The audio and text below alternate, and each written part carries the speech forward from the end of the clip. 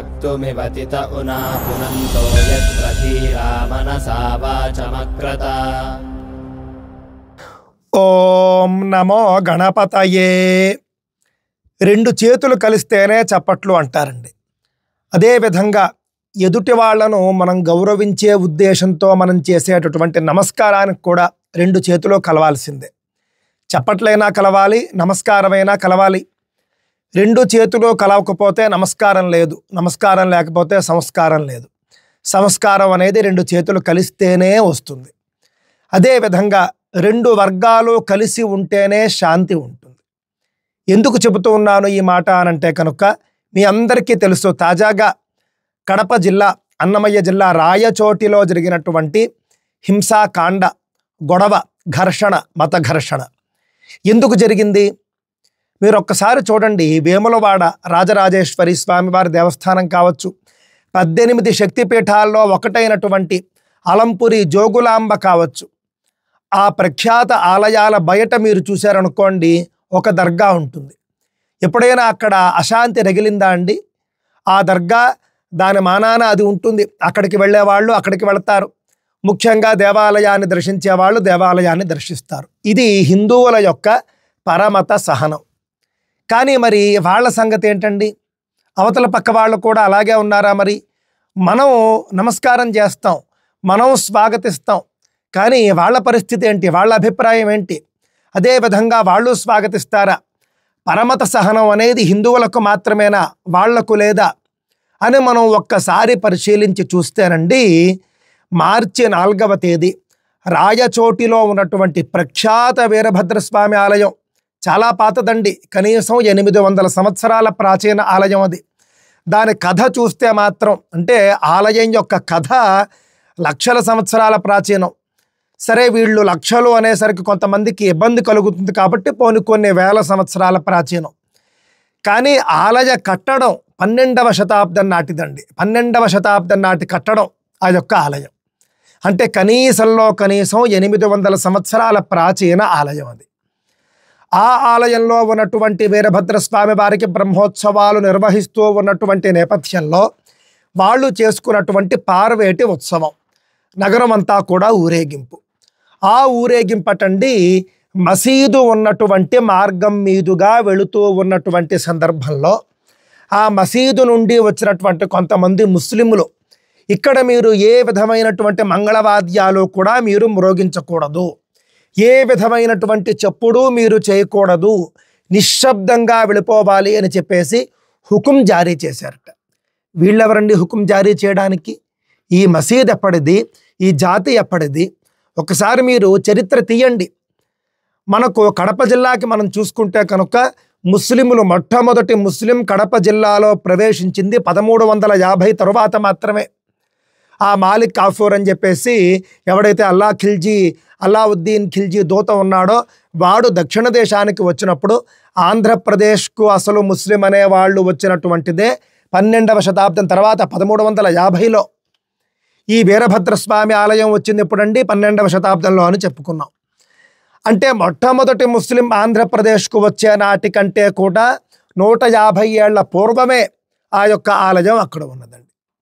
ఈ మసీద్ ఎప్పుడు వచ్చిందండి? నినకాక మొన్న వచ్చినటువంటిది. ఈ యొక్క ఉత్సవం ఎప్పటి నుండి జరుగుతూ ఉన్నది? బ్రహ్మోత్సవము అని అంటే ఆలయ నిర్మాణం జరిగినప్పటి నుండి జరుగుతూనే ఉంటాయి బ్రహ్మోత్సవాలు అని అంటే. ఆ విధంగా మనం చూసుకుంటే ఇది 850 ఎన్నోదో బ్రహ్మోత్సవం అవుతుందండి. ఇది ఇంత గొప్ప చరిత్ర ఉన్నటువంటి వీరభద్రస్వామి ఆలయం. ఈ ఆలయంలో మరొక ప్రత్యేకత ఏమిటో తెలుసునండి? కర్ణాటక రాష్ట్రం నుండి ఎక్కువగా వస్తారు ఈ వీరభద్రస్వామి ఆలయాన్ని దర్శించుకోవడానికి. మన ఆంధ్ర భక్తుల కంటే, తెలుగు భక్తుల కంటే కూడా కన్నడ భక్తులు ఎక్కువగా ఉంటారు ఈ వీరభద్రస్వామి ఆలయానికి వచ్చేటటువంటి వారిలో. చాలా విశేషమైనటువంటి చరిత్ర ఉన్నది, మనందరికీ తెలుసు. సతీదేవి దక్షయజ్ఞానికి వెళ్ళడం కావచ్చు, అక్కడ పిలవని పేరంటానికి వచ్చావు అని చెప్పేసి దక్ష ప్రజాపతి కూతుర్ని, అదేవిధంగా అల్లుణ్ణి, ఇద్దరిని కూడా తోలనాటడం కూడా మనందరికీ తెలుసు. ఆ సందర్భంలో అవమానాన్ని తట్టుకోలేక, అంటే భర్త అయినటువంటి శివుడు పిలవని పేరంటానికి వెళ్ళకూడదు, వద్దు అని వారించినా పాపం వస్తుంది తండ్రి మీద మమకారంతో. దాన్ని కూడా గుర్తించకుండా తండ్రి అయినటువంటి దక్ష ప్రజాపతి అవమానిస్తాడు. భర్త వద్దన్నా ఇక్కడికి వచ్చానే, ఇంక మళ్ళీ ఏ మొహం పెట్టుకుని నేను వెళతాను అని చెప్పేసి పాపం భర్తకు ముఖం చూపించలేక అక్కడికక్కడే ఆవిడ ఆత్మాహుతి చేసుకుంటుంది. ఆ సందర్భంలో పరమశివుడు క్రుద్ధుడైపోతాడు. ఆయన యొక్క కోపం నుండి ఉద్భవించిన వాడే వీరభద్రుడు. ఆయన ఆలయం అది. భద్రకాళి సమేతుడై ఉంటాడు అక్కడ ఆయన. ఎంత గొప్ప చరిత్ర ఉన్నటువంటి ఆలయం అండి ఇది. ఈ కథ ఎంత ప్రాచీనమైనది. ఆలయ కట్టడం కేవలం ఒక 800 ఏళ్ల ప్రాచీనత కావచ్చు. అంత ప్రాచీనత కూడా లేదు కదా దక్షిణ దేశంలో కడప జిల్లాకి ఈ వర్గం రావడానికి. కావున ఏం చేస్తున్నారు, ఎందుకు చేస్తూ ఉన్నారు? ప్రతి సంవత్సరము జరుగుతూ ఉన్నటువంటిదేనండి, కొత్తది కాదు. కొత్తగా రాలేదు వాళ్ళు. నాకు తెలిసి అనేక శతాబ్దాలుగా ఈ రోజు అంటే ఈ మార్చి 4వ తేదీ ఎవరైతే ముస్లింలు గొడవ చేశారో నిశ్శబ్దంగా వెళ్ళిపోండి మసీదు ముందు నుండి, ఏమాత్రము కూడా మాట్లాడొద్దు, లేకపోతే వాయిద్యాలు వాయించొద్దు, లేకపోతే దైవ నామస్మరణ చేయవద్దు అని చెప్పారో వాళ్ళ తండ్రులు, తాతలు, ముత్తాతలు వాళ్ళ కాలం నుండి కూడా ఇక్కడ ఈ ఉత్సవం జరుగుతూనే ఉన్నదండి. కానీ వీళ్ళు నేడు వచ్చి వీళ్ళు హుకుం జారీ చేయడం మరి హిందువుల యొక్క దుస్థితి కాదంటామా అండి? 350 ఏళ్ల పూర్వమే కడపలో దేవుని కడప వెంకటేశ్వర స్వామి మందిరంలో ఉన్నటువంటి వెంకటేశ్వర స్వామిని ముస్లింలు కూడా ప్రార్థించేవారు అని చరిత్ర చెబుతూ ఉన్నది. అంటే కడప జిల్లా ఆ విధంగా మత సామరస్యానికి ప్రతీక. అందరూ కలిసి జీవించేవారు. కడప జిల్లా పౌరులందరూ కూడా ఎంతో క్రమశిక్షణతో ఉంటారు. నేను మొన్న వెళ్ళినప్పుడు కూడా చెప్పింది అదేనండి. ఏ విధంగా కూడా అక్కడ గీత దాటరు ఎవరూ కూడాను. ఎందుకు తాజాగా ఎందుకు ఈ పరిస్థితి మొదలైంది అనంటే కనుక తెలియదండి. ఆ యొక్క ప్రార్థనా స్థలాల్లోకి కొత్త వాళ్ళు ఎవరొచ్చారో తెలియదు. 100 సంవత్సరాలుగా కలిసి జీవిస్తున్నటువంటి ఈ 2 వర్గాల మధ్య చిచ్చు పెడుతూ ఉన్నది ఎవరో తెలియదు. వాళ్లకు కలిగే లబ్ధి ఏమిటో తెలియదు.